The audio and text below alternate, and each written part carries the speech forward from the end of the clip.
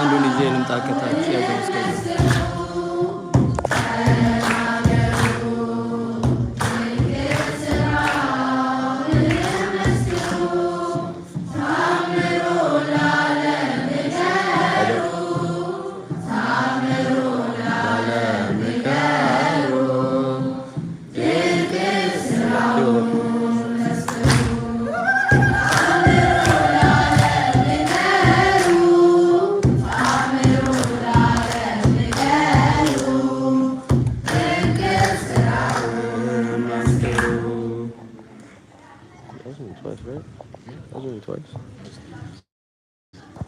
ለልጆቻችን ዝማሬ መላእክትን ያሰማል።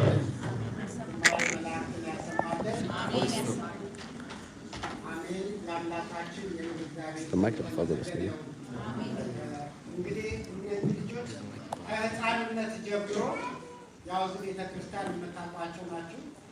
ከትንሿ ቤተክርስቲያን ጀምሮ ህፃን ሆኖ ወንጌል እያሳለሙ ሌሎችም ደግሞ ከስር እየተከተሉ አብረው ያደጉ ልጆች ዛሬ እግዚአብሔር ይመስገን ብዙዎቹ ተመርቀው እንደገና ደግሞ ሌሎችም ደግሞ እዚሁ ቤተክርስቲያን ህፃናት ሆነው በኋላ በፊልም ታያቸዋላችሁ እንዴት ህፃናት እንደነበሩ ከዛ አድገው ዛሬ በቅዳሴ የሚያገለግሉ ልጆቻችን በዝማሬ የሚያገለግሉ ልጆቻችን ነገር ዛሬ የሚሄዱትን ልጆች ቤተክርስቲያኗን እንዲረከቡ እኛ ኃላፊዎች ነን። ስንሄድ ለእነሱ ትተን የምንሄደውና እነዚህ ልጆች ሀገራ እያስቀመጥን የምንሄድ ነው። ብዙ ድካም አለ። ልጆቹን ከማስተማር አኳያ በአባቶቻችን ጸሎት፣ በአባቶቻችን እርዳታ፣ በወንድሞቻችን በእህቶቻችን መልካም ትጋትና ስራ እዚህ ደረጃ ላይ ደርሰናል። እግዚአብሔር የተመሰገነ ይሁን። ገና ፍሬዎቻችን ገና ብዙ መስራት የሚጠበቅብን ብዙ ስራዎች አሉ። ቤተክርስቲያን ብዙ ስራ አላት። ብዙ መስራት የሚጠበቅባቸው ነገሮች አሉ። እየተነጋገርን ወደፊት ደግሞ ብዙ የምንሰራቸው ነገሮች አሉና እግዚአብሔር እንዲረዳን ሁላችሁም በጸሎት እንድታግዙን እንጠይቃለን። ሌላው ደግሞ ወንድሞቻችን እዚህ የተቀመጡት ልጆቻችን ደግሞ በምግባርም በሃይማኖትም ጸንተው በሚሄዱበት ቦታ አርአያና ምሳሌ ሆኑ። ዛሬ ትልቅ ፈተናና ቻሌንጅ ያለበት ዓለም ውስጥ ነው የሚሄዱ። ብዙ ነገር ነው ከፊት የሚጠብቃቸው። እኛ ደግሞ ስንቅ ነው ከቤተ ክርስቲያን አባቶቻችን ስንቅ ነው የሚሰጧቸው። ያንቺኛዋን ስንቃቸውን ይዘው ዓለምን ተቋቁመው እግዚአብሔር የሌለበት ህይወት እግዚአብሔር የሌለበት ዲግሪ ሁሉ ጥቅም የለውም። እግዚአብሔር ያለበት ሁሉ ነገር ውጤት ያመጣልና እግዚአብሔር አምላክ ለውጤት እንዲያበቃልን እንለምናለን። ከዚህ በመቀጠል ወንድማችን መላኩ ለዕለቱ የተዘጋጀው ከዛ በፊት ከትምህርቱ በፊት የልጆቻችንን እድገት ምን እንደሚመስል እንዴት እዚህ ደረጃ ላይ እንደደረሱ የሚያሳይ አጭር ዘጋቢ ፊልም አለ። እሷን አይተናል። ከዛም በኋላ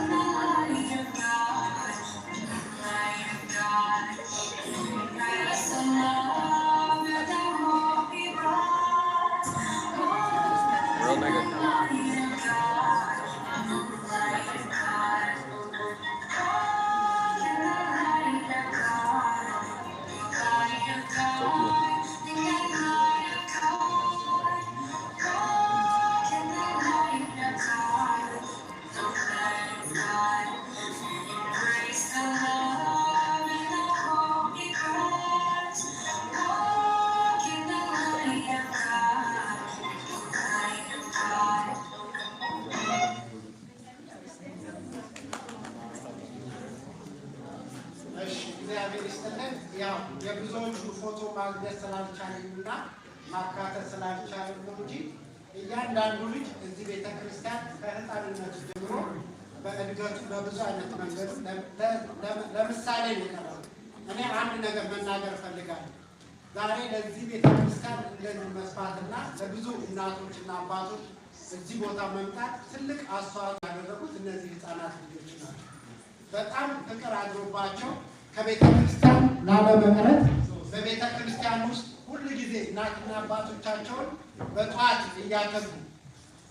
እያተጉ እየቀሰቀሱ ቤተክርስቲያን ሲቀሩ እያለቀሱ የቤተክርስቲያኑ ቋሚ አባል እንዲሆኑ ያደርጉ ልጆች ስለሆኑ ሊመሰገኑ ይገባቸዋል። ብዙዎቹን እናውቃለን። ህፃናት እያለቀሱ ልጆች ቤተሰቦቻቸውን ይዘው ይመጡ የነበሩ ልጆች ናቸው። እንዲያውም ወንጌል የማሳለት ሰዓት ያነፈብን እያሉ ልጆች በጠዋት ያመጡ ስለነበረ ልጆች ከልብ እናመሰግናለን። የሌሎቹ ፎቶ ያልተካተተው በወቅቱ ስላልደረሰ ነው። ሌሎቹም ብዙዎች ዶክመንተሪዎች ነውና በተጠናከረ መልኩ እናቀርባለን።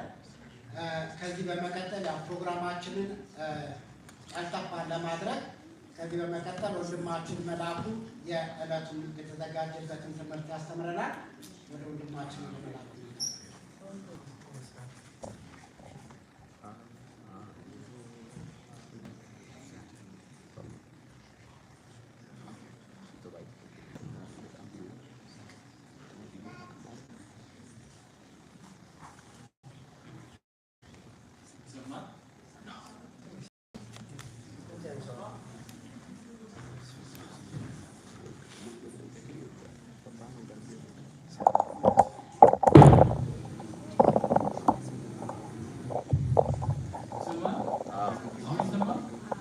አስጠጋው።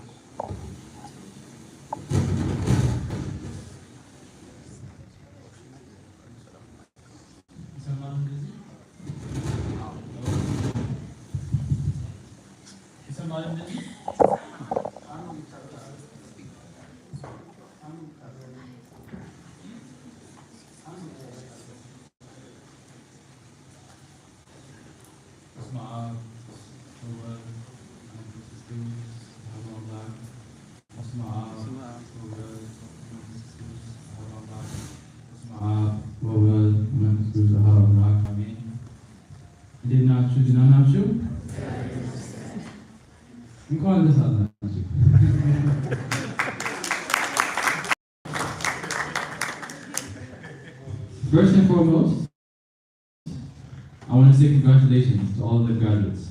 This should be a very happy day, a very joyous day for all of us. Now I know that this isn't the exact day you guys walked and that you guys graduated, but nonetheless, I want to remind everyone of that joy that you felt on that day. I want to remind everyone of the joy that not only them, but their parents, their brothers, and their sisters must have felt on that very day when you guys walked that stage.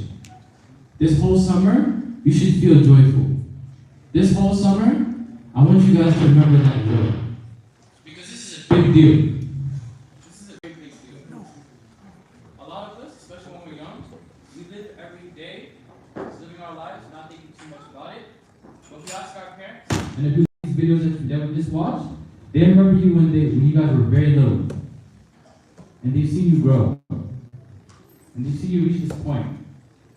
That now you're walking the stage. This is a big deal for them. I touch you.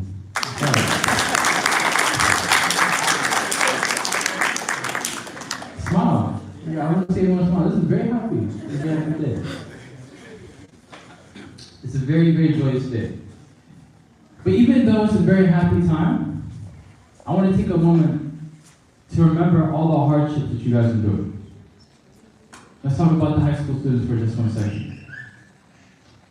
You came into high school from middle school, you came in 9th grade, things were a little bit more serious, things were a little bit harder. The school's bigger, high school is typically better than middle school. There's 4 grades instead of 3. There's a bunch of new kids, a bunch of new people from all walks of life, from all cultures, from all religions, from all viewpoints, from all worldviews. It's tough to adjust.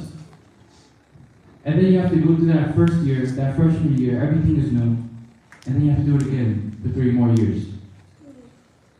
And not only that, but then there's AP classes, there's honors classes, there's exams you have to study for. Then 11th grade comes, now you have to think about colleges. Now you have to prepare for 4-hour SAT exams.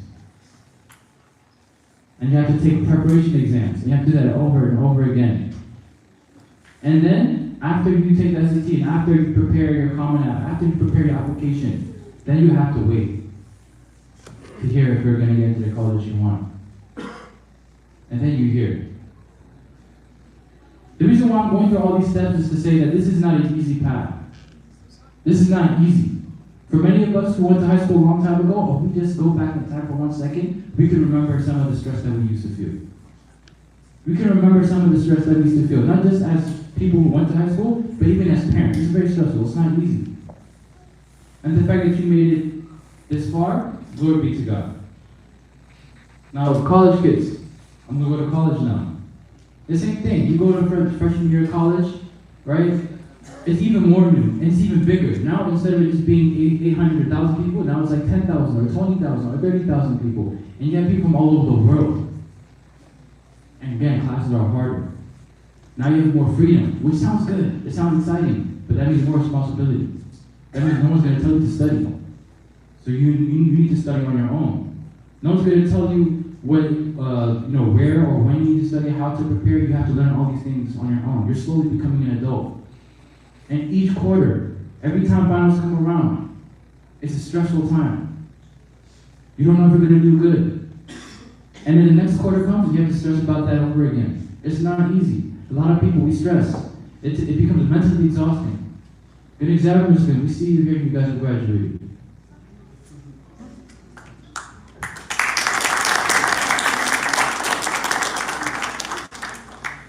Now I'm going to focus on the wardrobe, right? The cap and gown. The cap and gown, right? That's how you know someone graduated. You don't have to know anybody. But if you just see their cap and gown, like, okay, you know they graduated. But the cap and gown doesn't just represent finishing school. It also represents perseverance. Perseverance against the trials and tribulations that you all have to face. And with that, I want to relate that to one biblical story. The story of Joseph. As you guys know, Joseph was sold into slavery by his brothers. He was sold into slavery by his brothers, and he was in Egypt, not knowing what his fate would be, not knowing what tomorrow would bring him. To any outsider looking at him, they probably felt sorry for him, alone, among strangers, in a foreign land, in a prison in a foreign land, in a dungeon, not knowing where he would be. But every step of the way, no matter how dark, no matter how gloomy, no matter how depressing it looked, God was with him. And he knew that. God was with him, and he was aware.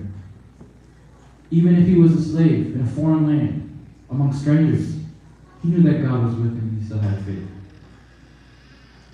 Eventually, through faith, perseverance, and patience, God awarded him by elevating him from a slave in a dungeon, in a prison, to second in command of all of Egypt. Through your hard work, through your patience, those dark and gloomy times when you have to study, time and time again, not knowing if you're going to pass, not knowing if you will continue your major, not knowing if you will graduate. Glory be to God, through your faith, through your hard work, you reach this point. Now, the last thing I want to talk about right before I end this is the parable of the talents. The parable of the talents. As you guys are aware, right, there was a master who lended money to 3 of his servants. One was given 5 talents, another to another 1. The one who was given 5, what did he do with those? What did he do? He multiplied, right? Made another 5. What about the one with 2? He multiplied, right? He made more with what he was given. But then there was the one who was given 1. He didn't do anything with it. Going forward, you shouldn't just celebrate the accomplishment of wearing your cap and gown in front of everybody and having this very joyous time graduating. Going forward, you should take the skills that you've received either from high school or from college and use it to serve people.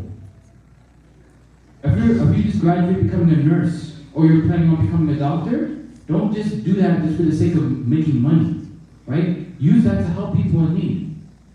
If you're going to become a lawyer, again, don't just do it for the money. Do it to help people who can't afford a good lawyer. Do it for people who need to be defended in court but can't afford it. If you're going to become a computer scientist, dedicate your time and energy and your skills to making a website for the church or enhancing it or do something to give back to the church. Do something with your talents. And lastly, I just want to say, go out into the world and use these skills to bring people closer to God. Right now, everyone who's here in church is beautiful, but there's many people that are not in church. Not just people who've never heard of God, people that we know, people that you guys grew up with that aren't here. So I just want to say, congratulations. I hope this is a joyous day for everyone. It is for me. I love the fact that I'm seeing you guys here. But use these skills to bring yourself and others closer to God.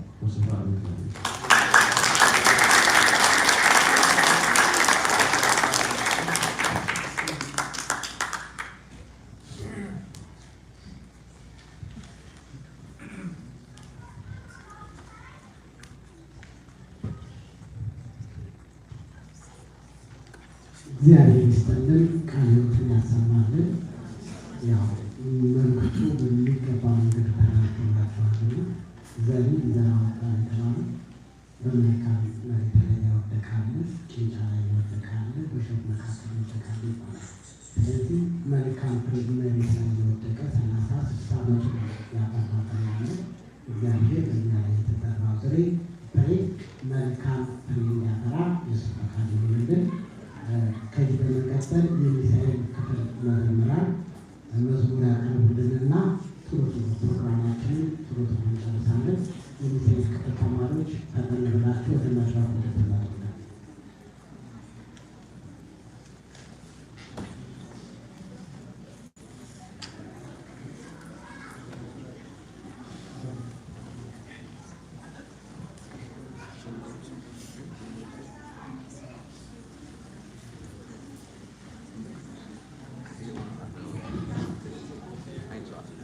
አንድ ፈጠን በሉ፣ ሰዓታችንን ለመጠቀም ተወስኖባችሁ ወደ መድረኩ ሲመጡ ከዛ መዝሙር ታቀርቡልንና ፕሮግራማችንን ጥሩ ጨርሰን ነው።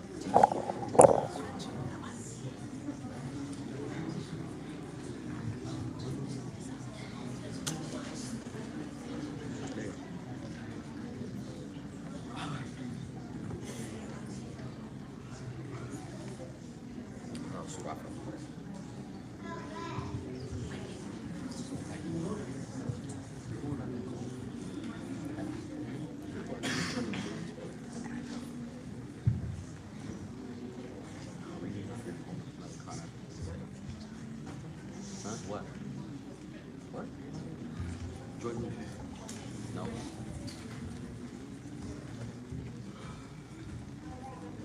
I lost my voice. But I told him to this one.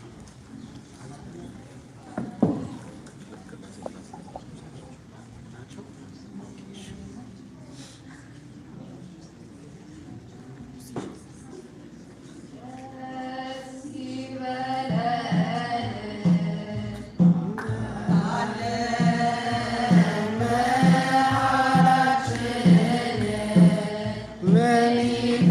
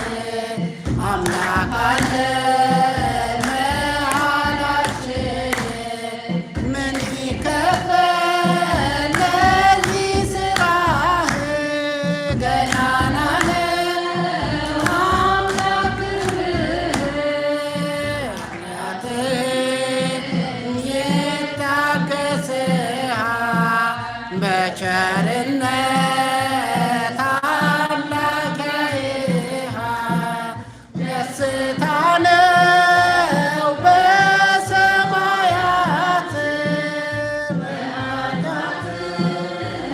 የጽድቅ ሕይወት ደስ ይበለን ደስ ይበለን አምላክ አለን መሃላችን ምን ይከብዳል ለዚህ ስራህ ገናና ነው አምላክ ስምህ በሉ የጎበኛችን በምህረት አምላክ ያያችን በችግር ቀን ያሰበን ሁሉ አመስግኑ ዝምም አትበሉ ደስ ይበለን አምላክ አለን መሃላችን እነዚህ ስራህ ገናና ነው ድንግል ማርያም ትጸልያለች ማርያም ሰው ማረኝ እያለች በድንግል ክብር እንኖራለን በጽኑ ብርሃን እኛለን ደስ ይበለን አምላክ አለን መሃላችን ምን ይከበድ ለዚህ ስራህ ገናና ነው አምላክ ክብር ደስ ይበለን አምላክ አለን መሃላችን ምን ይከበድ ለዚህ ስራህ ገናና ነው አምላክ ክብር ዝማሬ መላእክት ያሰማልን አገልግሎት ዘመናችን ያድረስ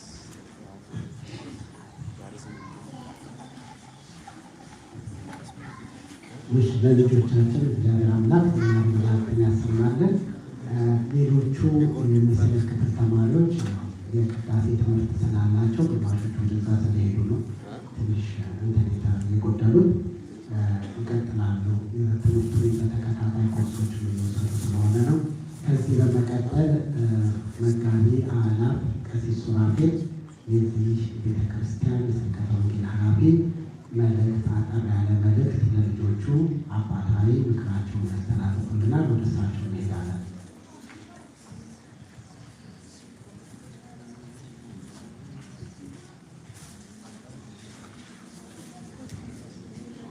በስመ አብ ወወልድ ወመንፈስ ቅዱስ አሐዱ አምላክ አሜን። ክቡር አባታችን መላከ ሰላም ቆሞስ አባ ሰይፈ ገብርኤል ታላቅ ደብር አስተዳዳሪ፣ ክቡራን አባቶቼ ካህናት፣ ወንድሞች ዲያቆናት፣ እግዚአብሔር የሚወዳችሁ የዕለቱ ተመራቂዎች ልጆቻችን ወንዶችና ሴቶች፣ እግዚአብሔር የምትወዱ እግዚአብሔር ቤተሰቦች፣ የእናታችን የእመቤታችን የቅድስት ድንግል ማርያም ወዳጆች ክርስቲያኖች ሁላችሁም እንደምን ሰነበታችሁ? እንደምን አደራችሁ? እንደምን አረፈዳችሁ?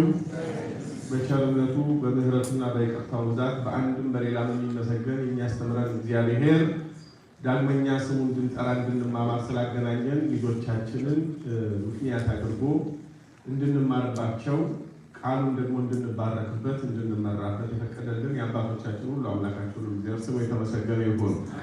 እንግዲህ መልእክቶች የተላለፉ ነው። አጠር አድርገን የምንነጋገረው ቅዱስ ጳውሎስ በፊልጵስዩስ መልእክቱ ምዕራፍ 3 ቁጥር 12 ላይ የኋላዬን ትቼ የፊቴን ለመያዝ አስባለሁ ይላል። የኋላዬን ትቼ የፊቴን ለመያዝ አስባለሁ። ክርስትና ሁላችንም እንደምናውቀው ባለበት ሂድ አይነት መንገድ ሳይሆን ወደፊት መሄድ ነው። ወደፊት በሽቅድድሙ ስፍራ እንዴት አድርጋችሁ እንደምትሮጡ እወቁ እንደተባለ ስለምናውቅ በኋላ ትምህርት፣ በኋላ ትዝታ፣ በኋላ ምክር የፊታችንን ለመያዝ የምንሮጥበት ነው። ጌታችን በመዋዕለ ሥጋዌው ደቀ መዛሙርቱን ሂዱ አስተምሩ ብሎ ሁለት እያደረገ ላካቸው። በመንደር ውስጥ ገብተው ርኩሳት መናፍስትን ያወጡ ነበረ። መናፍስትን ውጣ ሲሉት ወጣላቸው። ሙታንን ማስነሳት ጀመሩና ደስ ብሏቸው ጌታ ሆይ በስምህ አጋንንት ተገዙልን አሉት። ምን አላቸው?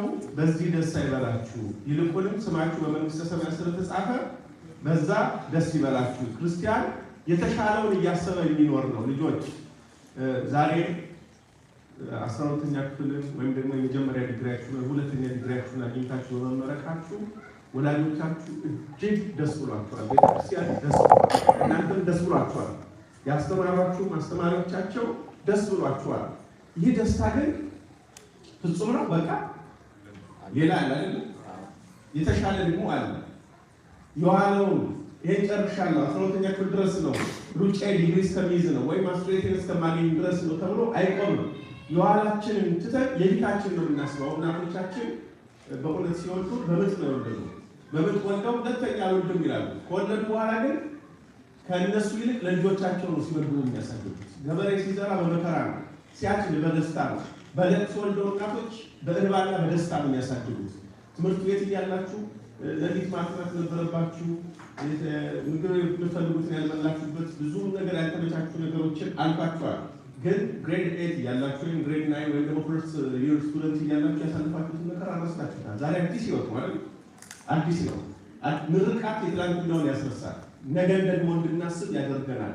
ሁልጊዜ የተሻለን ነገር ማሰብ፣ የኋላውን ትተን የፊታችንን ማሰብ ከኛ የሚጠበቀው በጣም ብዙ ነው። ዓለም ተወሳስባለች። በዓለም አረንቋ ውስጥ ስንገባ በጣም ብዙ በማህበረሰባችን ውስጥ ዓለም እየተጣጨች እየተሰበሰበች ስለሆነ ከትላንትናው የፊቱ እየከበደ ስለሚመጣ የፊታችንን አስቀድመን ማወቅ መቻል አለብን። አንድ ክርስቲያን የዛሬ ብቻ አይደለም የሚያስበው፣ የዕለቱ ብቻ አይደለም የሚያስበው። ተስፋ የሌለው ሰው በምድር ላይ የሚያስብ ሰው የዛሬ ብቻ ያስባል። ክርስቲያንን አእምሮ ብሩህ የሆነ ሰው ግን ከዛሬ 10 ዓመት በኋላ፣ ከዛሬ 20 ዓመት በኋላ፣ ከዛሬ 50 ዓመት በኋላ እኔ አካባቢ ማህበረሰብ ቤተክርስቲያን ዓለም ልትመስል ትችላለች ብሎ ማሰብ አለ። ትላንት ኃጢአተኞች ይደበቁ ነበረ። ዛሬ ኃጢአተኞች ትላልቅ ኢኮኖሚ የተቆጣጠሩ ስልጣን ይዘው የእነሱን ሀሳብ በግድ ወደ ትምህርት ቤት፣ በግድ ወደ ስራ ውስጥ፣ በግድ ስልጣን ለማግኘት እንዲያሉ ሰዎች ይህንን የእኛን ሀሳብ የሚቀበሉ ሰዎች ብቻ ነው ስልጣን ማግኘት ያለባቸው ብለው በግድ ወደ ዓለም የርኩሳት መናፍስትን ሀሳብ እያስገቡ ነው። በዛ ውስጥ በዓለም ሳላችሁ መከራ አለባችሁ እንደተባለው ክርስቲያኖች እናንተ ዛሬ የተመረቃችሁ በዓለም ውስጥ ኃጢአተኞች ዓለምን ለማቆሸሽ ተምረው ኢኮኖሚውን ይዘው ፖለቲካውን ተቆጣጥረው ዓለምን በግራ እንድትሄድ እንዳደረጓት እናንተ ደግሞ በተማራችሁ ትምህርት ጸንታችሁ ለውጥ ልታመጡ ይገባል። ለውጥ ልታመጡ ይገባል። ለቤተሰቦቻችሁ፣ ለሀገር፣ ለቤተ ክርስቲያን የምታስመሰክሩ ሰንደቆች፣ ምልክቶች፣ አርአያዎች ልትሆኑ ይገባቸዋል። በእውነት ወላጆች በብዙ ድካም ነው እናንተን ትምህርት ቤት ለመላክ 16 ሰዓት የሰሩ እናትና አባት በቂ እንቅልፍ ሳያገኙ ነው ለእናንተ ትምህርት ቤት እንድትሄዱ ነገሮችን የሚያመቻቹት። እናንተ እንድትደምቁላቸው፣ እናንተ የተሻለ ኑሮ እንድትኖሩላቸው፣ ነገ ከነገ ወዲያ ሲኖሩናላችሁ ብሎ አይደለም።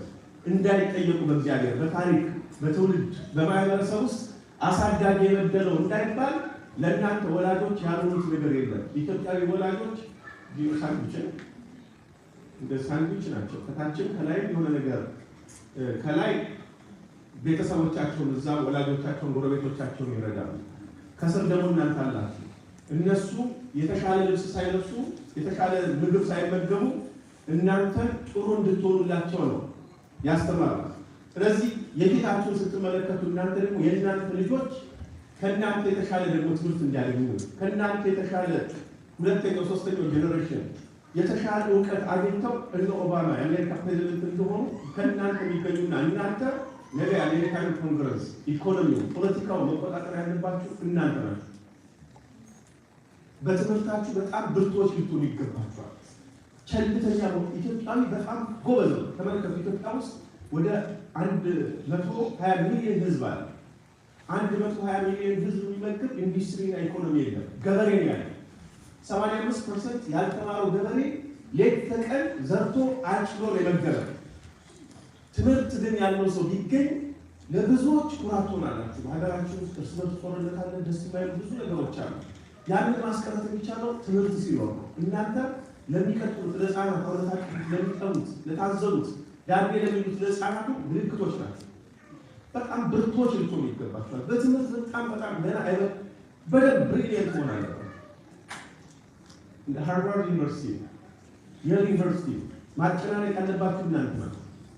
በትምህርታችሁ ጎበዞች፣ በጣም ብርቶች፣ አእምሯችሁን በደንብ መጠቀም። ምክንያቱም እናንተ እግዚአብሔር ልጆች ናችሁ። እየተባረካችሁ ቅዱስ ሥጋውና ክቡር ደሙን እየተቀበላችሁ ያደጋችሁ ልጆች ናችሁ። ቤተሰብ እንደ ሰጎን እንቁላል በደንብ የሚመለከታችሁ ናቸው። ስለዚህ አክሰሳችሁ ወይም ደግሞ የእናንተ ካፓቢሊቲው ከፍተኛ ነው። ማድረግ ትችላላችሁ። የማትደርሱበት ቦታ የለም ከኃጢአት በስተቀር። ይህን ደግሞ ለማድረግ አንደኛ እግዚአብሔርን መፍራት። ማንን መፍራት? እግዚአብሔርን መፍራት። የጥበብ ሁሉ መጀመሪያ በምትገቡበት በምትወጡበት ውስጥ በሙሉ ማህበረሰብ ውስጥ ስትቀላቀሉ እናቴ ወይም አባቴ እዚህ ኮሌጅ አልሄድምና አልሰማችሁም ሳትሉ እግዚአብሔርን ፈርታችሁ የወላጆቻችሁ ምክር እያዳመጣችሁ የትም ቦታ ላይ ስትሄዱ እናንተን ከሚመስሉ ሰዎች ጋር ነው መወዳጀት ያለባችሁ። መጽሐፍ ቅዱስ ምን ይላል? ከክፉ ሰው ጋር ተዋል ክፉ ትሆናለህ፣ ከደግ ሰው ጋር ተዋል ደግ ትሆናለህ። ጦጣ ከፍየል ጋር፣ ፍየል ከጦጣ ጋር ተዋሉ መጥፎ ጠባይ ሊለምዱ ይችላሉ።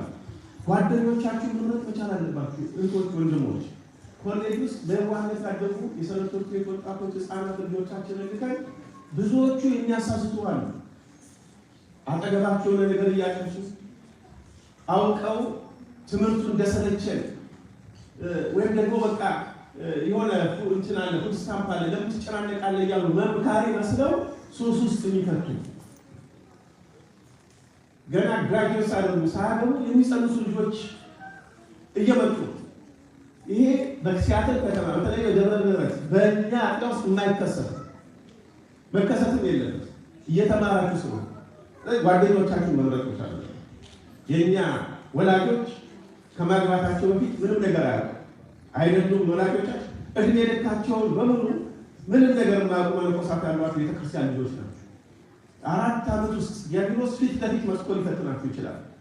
ትንሿ የምትገባችሁን ፈተና ማርሱ ካልኩለሱ ወይም ደግሞ የሆነ የማይገባችሁ አድርጎ ሊያወሳስብባችሁ ይችላል። አማቱ እሺ አውቆ ስትረስ የሚባል አለ። ብታጠኑት የማይገባችሁ የሰለቻችሁ አጠገባችሁ ሰው እንደሌለ የሚረዳችሁ አስመስሎ ዲያግኖስ አንዳንድ ጊዜ ስንፍናን ለማዳረስ ያመጣዋል። ትምህርት ቤት ውስጥ ሳላችሁ ይሄ ጠንካራ ተማሪዎች ሆናችሁ በርትታችሁ በማጥናት ከማንኛውም ከነጭም ከምንም የማታንሱ የምትበልጡ እንጂ የማታንሱ መሆናችሁ አውቃችሁ በጽናት በርቱ። መጨነቅ የለባችሁም። ወላጆቻችሁን አማክሩ፣ እርስ በርሳችሁ ተረዳዱ። መጽሐፍ ውስጥ ብዙ ምስጢር ስላለ ጊዜያችሁን ማሳለፍ ያለባችሁ ከመጽሐፍት ጋር ነው። ጓደኛን መምረጥ፣ ትምህርት ላይ ማተኮር፣ ሁሉም ነገር በጊዜው። ለምሳሌ አሁን ሰው ነው ዛሬ ስጋ ብንበላ ኃጢአት ነው። የዛሬ 3 ሳምንት በኋላ ስጋ ብንበላ ኃጢአት አይደለም። ኃጢአት ያለ ጊዜውና ያለ ቦታው የሚደረግ ነገር ነው። ትምህርት ቤት በምትሄዱበት ሰዓት ተማሪዎች ናቸው። ከእናንተ ቤተሰብ የሚጠብቀው ትምህርታችሁ ላይ እንድታተኩሩ ብቻ ነው። ከትምህርት ዓለም በኋላ በጣም ትደርሱበታላችሁ። የማትደርሱበት ነገር የለም። እዚህ በጭንቀት ስትረስ ያዘን ምናምን ብላችሁ ወደ ሌላ ሱስ ውስጥ እንዳትገቡ አባቶቻችሁ ጋር ተገናኙ። ዛሬ ተወሰነ ወር በፊት አንዲት እናት የልጇን በርዝዴይ ታከብራለች። እስከ ዛሬ ድረስ ለአንቺ ሀብል፣ ስጦታ፣ ኬክ ስሰጥሽ ነበረ። ከእንግዲህ በኋላ ግን የምሰጥሽ ንስሐ አባት ነው ብላ ልጇን ከንስሐ አባት ጋር አገናኘች። እኔ ጋር ናችሁ። እናንተም ራሳችሁን ከንስሐ አባት ጋር አገናኙ። አባቶቻችሁን ፈልጉ፣ ከአባቶቻችሁ ጋር ተገናኙ። ቃል እግዚአብሔር ይምራችሁ። ለእግዚአብሔር መገዛት ያስፈልጋል። ለማን መገዛት? እንዳትጠፉ። ኮሌጅ ውስጥ ስትገቡ እንዳትጠፉ። ዲግሪ ያለ የጠፋ ሰው ማስትሬት ያለ የጠፋ ሰው አይደለም። በጣም ብዙ የተማሩ ቅዱሳን ሰዎች ከኮሌጅ ውስጥ ከቤተ ክርስቲያን ውስጥ ተግተው በመማር በመካከላችሁ በማይክሮሶፍት አማዞን ውስጥ ቺኪዲያ ትላልቅ ካምፓኒዎች ውስጥ ማናጀሮች ይሆናሉ። ራሳቸውን ደብቀው ታግሰው ነው ዶክተሮች፣ ነርሶች በጣም ብዙ ምሁራን አሉ።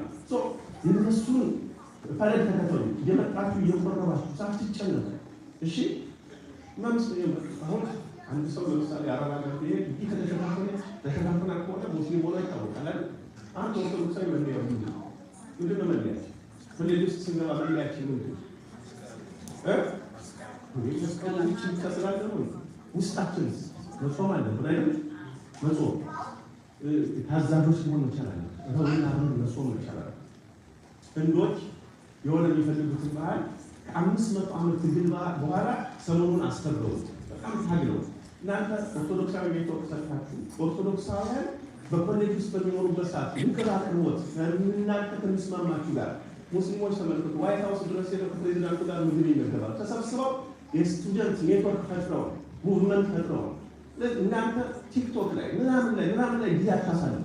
ኔትወርክ ፈጥራችሁ ኦርቶዶክሳዊ ኔትወርክ በቤተክርስቲያን ጥላ ውስጥ ሆናችሁ መለወጥ ማነቃነቅ ትችላላችሁ። ትልቅ ደረጃ ላይ መድረስ የምትችሉ ሰዎች ናቸው። ከልጅነታችሁ ጀምሮ በዋዛ በፈዛዛ አላደጋችሁ። ቅዱስ ሥጋውና ደሙን እየተቀበላችሁ ዕጣን እየሸጠታችሁ ያደጋችሁ ማለት በጸጉራችሁ፣ በልብሳችሁ፣ በንግግራችሁ፣ በሕይወታችሁ እግዚአብሔርን የምትሰሩት ማለት የምትሰሩት እግዚአብሔርን የምትሰሩት በኑሯችሁ ሁሉ ትችላላችሁ። መለወጥ የምትችሉ ናችሁ። ውስጣችሁ እስካሁን 12ኛ ክፍል ድረስ ያስጨርሳችሁ እግዚአብሔር፣ ዲግሪ ያስያዛችሁ እግዚአብሔር አሁንም አይተኛም። የኋላውን ትታችሁ የፊቱን ማሰብ ያስፈልጋል። ወላጆች እንኳን ደስ አላችሁ፣ በእውነት እንኳን ደስ አላችሁ። እንደገና አባታችን ያደረገ በህዝብ ላይ ምናምን ሲከበር ብዙ እንትን አይደለውም። ግን አሁን እስቲ ከዚህ ከዳውንታውን ጭስ ከጥይት ከምን አምልጦ ሰው ትምህርት ቤት ካለ ውስብስብ ነገር አምልጦ እንደዚህ እግዚአብሔር የሚያመሰግንበትን ነገር በደንብ ማመስገን ይገባል። የሆነች እግዚአብሔር የክፉ ዓለም በስልሳ በሰባ ሺህ እያልኮ በአጠገባችን የሚያልፈው መኪና ከስንት እኮ ከሳምንት እስከ ሳምንት እግዚአብሔር እንዴት እንደሚፈጥር ስንት ክፉ ነገር አለ። በከተማ ውስጥ ኃጢአት ያኔሮስ ፊት ለፊት የሚመጣበት ዓለም ውስጥ ነው ያለው። ከዚህ ሰውሮ ልጆችን 12ኛ ክፍል ሲያስጨርስ እግዚአብሔርን እንደማመስገን ያለ ደስታ የለም። ስለዚህ ወላጆች ቤተክርስቲያን ትምህርት ክፍል አገልግሉ። ከእግዚአብሔር ጋር ተነጋገሩ። ከእግዚአብሔር ጋር እናንተ ከተነጋገራችሁ ልጆቻችሁ እግዚአብሔር ይባርካል። እግዚአብሔር ይባርካችሁ። በሚቀጥለው ደግሞ የበለጠ ዲግሪ ያላችሁ ወደ ማስትሬት አሳድጋችሁ 12ኛ ክፍል ጨርሳችሁ ከነሱ በደንብ ጠንክራችሁ እንደ ግራጁዌት ሳታደርጉ ማስትሬታችሁን ሳትይዙ እኔ እንደዚህ ያለ ምናምን ብላችሁ እንዳትሞቱ። እሺ ደግሞ እንዳትሞቱ እና ክብራችሁን ጠብቁ። ወደዚህ የለም። እሺ there is a lot of temptation out there. So, stay away from the bad people. They smoke there. There is a lot of bad things. So, you are called. You need to keep your body, your spirit. So, before you decide something, discuss with your parents and the spiritual fathers. You are not called yourself. You belong to the church. So, you are a temple. No one has a power on you except the priest and God. So don't take anything bad. There is no stress at all out there. You are the one who's going to avoid any kind of depression from the other people. So there is no power there on us. If there's anything, when you pray, come and pray and ask your parents. There are the wise people among us. Listen to your parents, read a book, focus on your education. Just focus. እናንተ ሩጫችሁ ትምህርታችሁ ላይ ብቻ 15 ዓመቱ ለመንፈስ በ16 ዓመቱ ለአግባ የሚል ሰው ካለ በዚያ አይደለም። እሺ እንዲህ ያለውን ሀሳብ እንደው ከመንፈስ ቅዱስ ጋር ጥሩ ራሱ የምታስቡት አይደለም። ስትረስ ሊያስይዛችሁ ሲፈልግ የሚመጣው ነገር በሙሉ ቆይ ለሁሉም ጊዜ አለው አይደል? ስለዚህ ታዲያ ለዚህ ፎከስ ይመጣል ሁሉም በጊዜው ፎከስ መጣ ካንታሮች ተስተሳሰሩ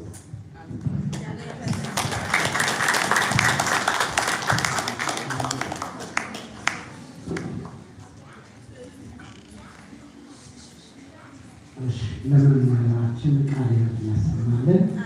ረጅም ዕድሜ ከጤና ጋር ሰፊ የአገልግሎት ዘመን ይስጥልን። እንግዲህ አባታችን ጥሩ የሆነ ትምህርትን አስተምረውናል። አንድ ጥቅስ አንብቤላችሁ ወደ ሽልማት ፕሮግራም እንሄዳለን። እሳቸው ባስተማሩት ትምህርት ላይ ለእናንተም ምክር እንዲሆኑ ለተማሪ መጽሐፈ ምሳሌ ምዕራፍ 1 ከቁጥር 7 እስከ 10 ድረስ ያለችው ማለት የጥበብ መጀመሪያ እግዚአብሔር መፍራት ነው፣ ሰነፎች ግን ጥበብና ተከታተል ይንቃሉ።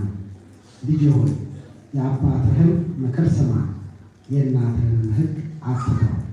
ለራስህ የሞገስ ዘውድ ለአንገትህም ድል ይሆናልና። ልጅ ሆይ ልጅ ሆይ ኃጢአተኞች ቢያባብሉህ እሺ አትበል።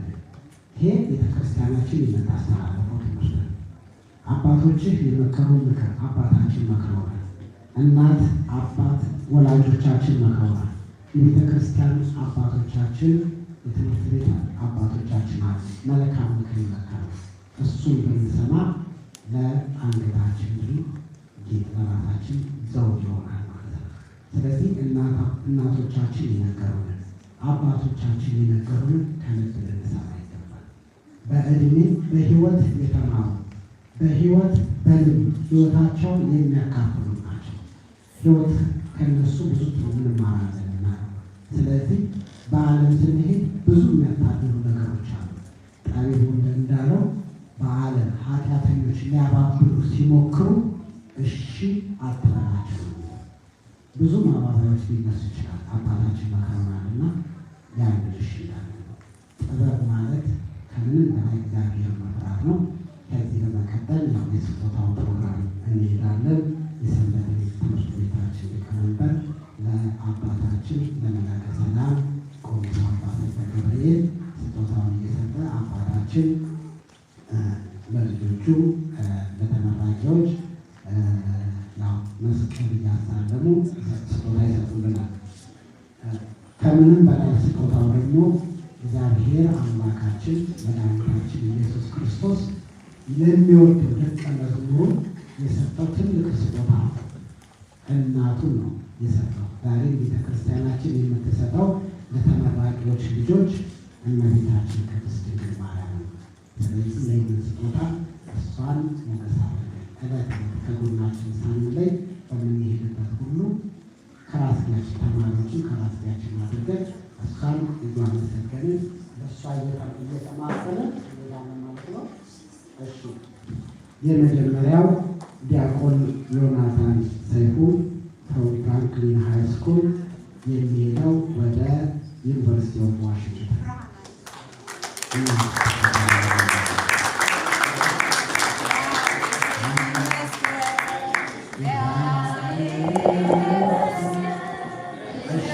ሁለተኛው ማቱሳላ ደጉ ፍሮም ኬንትሪ ሃይ ስኩል to Central Washington University.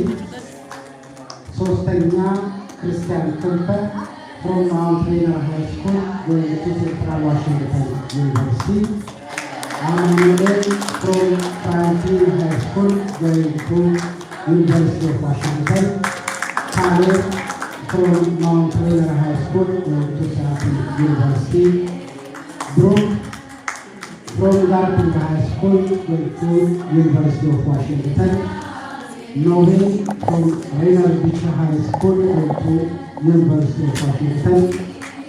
Alkidan David from Franklin High School going to University of Washington. Alkidan Nakomi from Franklin High School going to University of Washington. Persita Mariam Noai from Bellevue High School going to Yale University. Delina from Lake Washington High School going to Washington University of Washington. Gabriel Kasai from Garfield High School going to University of Washington. ከዚህ በመቀጠል ደግሞ በዩኒቨርሲቲ ደረጃ የተመረቁትን እንጠራለን።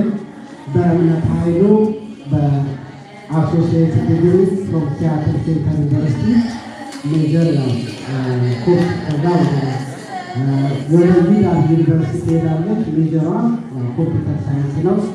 ፊሊፖስ አስፋው ፍሮም ዩኒቨርሲቲ ኦፍ ዋሽንግተን ባትል ሜጀር ዳታስ ማርያም ናይ from Caltech University from California, Mr. Competition and Mega System, ድጋሚ እሷም ሌላ ወደ ትምህርት ቤት ሄዳለች። ይህንን የካልቴክ ዩኒቨርሲቲ በኤምዲ በፒኤችዲ ፕሮግራም ትመረቃለች። ድጋሚ ትምህርት ማለት ነው።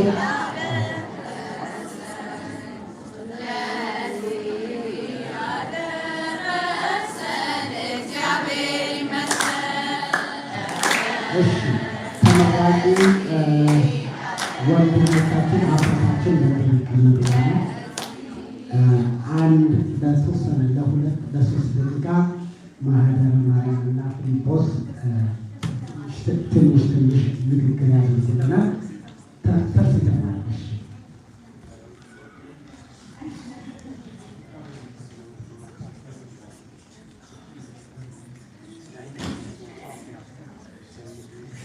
ያው ፊልጶስን እንደምታውቁት እዚሁ ቤተክርስቲያን ከህፃንነቱ ጀምሮ አድጎ በትምህርት ቤት እየጀመረ ያደገ ባለፈው ደግሞ በጣም ጊዜ ከተደሰትኩበት ነገር ያለፈው ከሲስተር በመጡ ጊዜ ፕሮግራም ሲመራ በጣም ከልቤ የተደሰትኩበት ለነገ ተስፋ የሚሆን ልጅ ነው። ከሱም መሰረት እንሰማለን።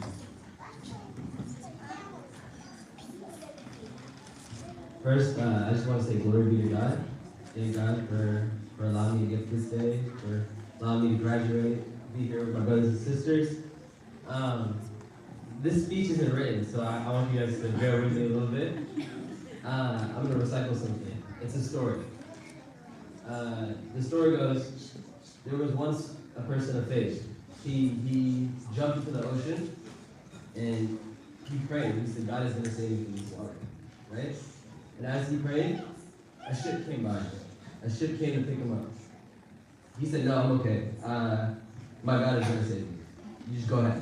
Another ship came. Another ship came. He was still drowning. He said, no, I'm okay. God is going to save me. And then at some point he drowned. At some point he drowned, he went to heaven. And as he went to heaven, God asked him, he said, God, where were you? I was praying to you. I've been loyal to you. God told him, I sent you 2 ships. I sent you 2 ships, right? This is a lot. This is for the high schoolers going to college. It's hard. College is hard. To be faithful in the religion, so many distractions, right? And as we pray, we expect God to do something, right? But he sends us our ships. He sends us our ships, our friends, right? Sometimes you might not go to church for 1 week or 2 weeks, and your friends might ask you, and you're like, no, I'm okay. I'll figure it out, and then I'll get there. That's God sending someone, right? Again, this is, I can't tell, I don't know if you guys can tell, but I'm kind of nervous, but this is all to say that religion isn't supposed to be easy. Orthodoxy is not supposed to be easy. It is a blessing to be able to serve God, but it does take work. It does take courage. You will be tried. And when you are tried, you have a community. As we see so many graduating now, as we see so many in the crowd, as we see our young brothers becoming deacons, as we see our uncles becoming older men in the faith, right? Because like I said, I was raised here. And when I was growing up, it was Demenaj, Eo, and so many others, Helena, and so many other people who raised me. And so many people who still check in with me to this day. But it's something that takes two to tango. So you guys also have to reach out to them as well. Stay in your communities. And glory be to God, we all grow together and spiritually get closer to Him. Thank you guys so much.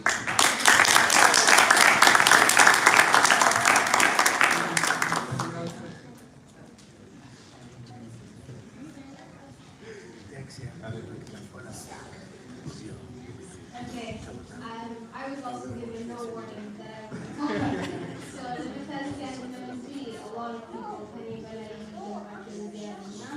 I just want to say thank you to everyone who organized this program. It was very nice to meet you. Now, if you are wondering where the Nisai class was, this is most of the Nisai class now. And so, to everyone in 17th right now, I encourage you to keep it going and stay in the church because it's really worth it and have a good community. The Sunday for all the parents, we know in ተመረቅ እንጂ አብዛኛውን እናንተ ሰምተን እዚህ የደረስነውና ለእናንተም ቴንክ እንላለን። I'm speaking on behalf of, I'm sure, everybody here. So yeah, ሌላ ምለው for all the kids who are going into high school or going into middle school, I hope that we're good enough examples that you can look up to us, just like we looked up to the people who graduated college. And now I think he really said it all. So yeah, you must get examples.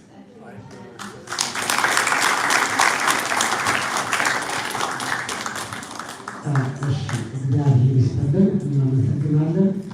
ቅድም ያው ያለው ልምድ ሼር እየተደራረገ ትልልቆቹ ትንንሾቹን እያስተማሩ እየተደጋገፉ ማለት ነው እና ብዙ ጊዜ ያው ከኤሌመንታሪ ስኩል ወደ ሚድል ስኩል ሲገባ ከሚድል ስኩል ወደ ሃይ ስኩል ሲገባ ብዙ ፈተናዎች እያየን ስለሆነ እህቶቻችን ወንድሞቻችን ብዙ ምክር ሰጥተውልናል። እንደዚህ እየተደጋገፍን እናድጋለን ማለት ነው። ብዙ ነገር ማለት ይቻል ነበረ። ዛሬ ግን እግዚአብሔር ይስጥልን አባታችን የመጨረሻው ምክርም ጸሎትም ሰጥተው ጸሎትም አድርገው ማጠቃለያውን እሳቸው ይሰጡልናል። በእርግጥ የልጆች የማስተማር ሂደት አያቆምም። በቤተክርስቲያናችን ውስጥ ብዙ ችግሮች ነበሩ። ብዙ ስራዎች እየሰራ ብዙ ነገሮች እያደረግን ነበረ። ከዚህ በፊት ኮቪድ እንኳን መጥቶ በኮቪድ ወቅት እንኳን እግዚአብሔር በፈቀደ አንድ ቀን ሳይቋረጥ በየሳምንቱ በዙም ትምህርቱ ሲሰጥ ነበረ። የቤተክርስቲያን አገልግሎት ሲሰጥ ነበረ። ኮቪድን ካለፈ በኋላ በአባቶቻችን ፈቃድ፣ በእህቶቻችን በወንድሞቻችን መልካም ፈቃድና በጎ ፈቃደኝነት አገልግሎቱ እየተገለገለ እዚህ ደረጃ ደርሷል። ቀላል ስራ አይደለም እየተሰራ ያለውና መርዳት የምትችሉ አቅም ያላችሁ ችሎታ ያላችሁ ሰዎች ደግሞ እየቀረባችሁ ምን እንስራ ምን እንታደርግ እያላችሁ እየቀረባችሁ ቤተክርስቲያንን እንድታገለግሉ ከሰንበት ትምህርት ቤቱ ጋር ሆነ ሁሉም ልጆች ይህን ስርዓት እያወቁ እያደጉ የመማራት አለባቸው። ተጠቂ ሆኑ ኃላፊነቱን እየወሰዱ ነገ እዚህ ደረጃ የደረሱ ልጆች ትንንሾቹን እያስተማሩ እንዲያድጉ ነው የምንፈልገውና እግዚአብሔር ስለነበረን ጊዜ ሁሉ ስለ የተመሰገነው አሁን ወደ አባታችን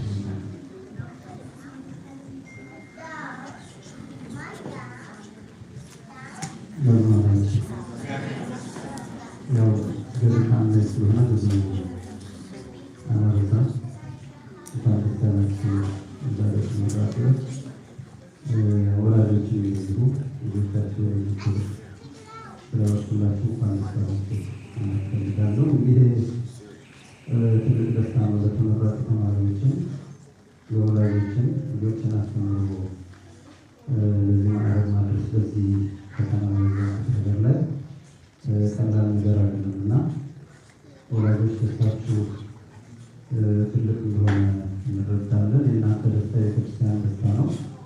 ምክንያቱም ልጆቻችሁን ያሳደጋችኋቸው ለብቻችሁ ሳይሆን ከቤተክርስቲያን ጋር ያው ሁሉም ፊልጶስ ሲናገር እንደነበረው መደመላሽን ሲያሳድጉኝ ብሏልና ቤተክርስቲያን ነች ልጆቻችሁን አብራ ያሳደገችው።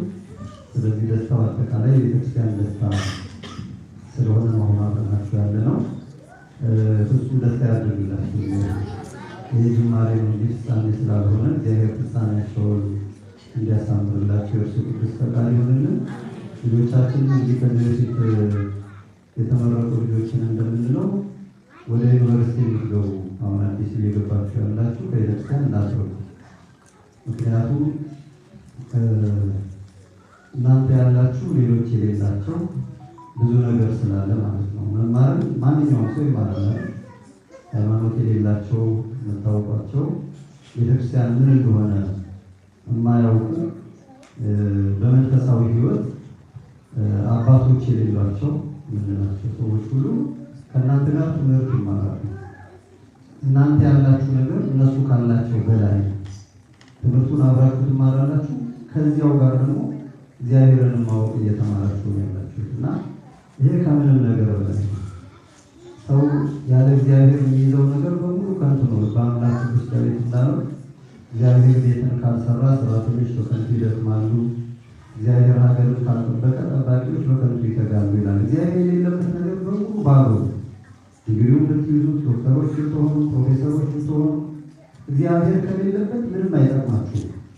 እናንተም ለስጋችሁ አትጠቀሙበትም፣ ለሌላውም ሰው ጥቅም አታውሉትም። እግዚአብሔር ባለበት ግን ትንሿን ነገር እግዚአብሔር እንድትጠቀሙበት ያደርጋል። እናንተም ስትጠቀሙበት ሌሎችን የምትጠቅሙበት ያደርጋል እና ከምንም ነገር በላይ እግዚአብሔርን መያዝ ይበልጣል። እዚህ እግዚአብሔርን ጥላችሁ አይደለም እውቀትን ለመያዝ መከራ ያለባችሁ። አሁን ከእግዚአብሔር ጋር ነው እስካሁን የተጓዛችሁ። ስለዚህ ወደ ተሻለ አሁን ልጆቻችሁ ጓደኞቻችሁ ሲናገሩ ያለው ኃላፊነት ከባድ ነው። እውነት ነው፣ ከባድ ነው። ከባድ ስለሆነ ግን ከእግዚአብሔር ርቃችሁ ትችሉታላችሁ ማለት አይደለም። ከባዱን የሚያቀል እግዚአብሔር ነው። አይምሮን ብሩህ የሚያደርግ እግዚአብሔር ነው። ሀሳባችሁን የተቃና የሚያደርግ እግዚአብሔር ነው። ስለዚህ እግዚአብሔርን ከያዛችሁ የሚያቅታችሁ ምንም ነገር የለም። እግዚአብሔር ከእኛ ጋር ከሆነ ማን ያሸንፈናል? ያለው በአምላክ ምስጢር እግዚአብሔር ከእናንተ ጋር ከሆነ ማትችሉት ምንም ነገር የለም። ከእግዚአብሔር ርቃችሁ ግን የሚቻል ምንም የለም እና ከእግዚአብሔር እንዳትርቁ። የተሰጣችሁም የእመቤታችን የቅድስት ድንግል ማርያም ስዕል ነው። ጸሎት እንድትጸልዩ የዕለት ውዳሴ ማርያም ቢያንስ 10 ደቂቃ በአንድ ቀን ውስጥ 10 ደቂቃ በዚች በተሰጣችሁ ስዕል ፊት የዘወትር ጸሎት የዕለት ውዳሴ ማርያም የምታደርሱ ነው። እመቤታችን ቅድስት ድንግል ማርያም መንገዳችሁ ሁሉ ታቃናችሁ። ስለዚህ በመንገዳችሁ ሁሉ እግዚአብሔር እንዲከተላችሁ ወደ ዩኒቨርሲቲ ነውና የምትገቡት እውቀቱን ማስተዋሉን አምላካችን ፈጣሪያችን እግዚአብሔር እንዲያድላችሁ ቅዱስ ፈቃዱ ይሁንልን። የእግዚአብሔር ጥበቃ የእመቤታችን የቅድስት ድንግል ማርያም አማላጅነት ምልጃ የቅዱሳን ረድኤት በረከት አይለያችሁ። ይህንን ያዘጋጃችሁ ሁሉ አምላካችን እግዚአብሔር በረድኤት በቸርነት ይጎብኛችሁ። ድካማችሁን አምላካችን እግዚአብሔር ድካም ቅዱሳን ያድርግልን። ሰዓቱን አልፎ የባረከ አምላካችን ቀሪውን ጊዜ ይባርክልን። ከሰንበት ረድኤት ከቅዱሳን በረከት ያሳድርብን። አቡነ ዘበሰማያት በመሩ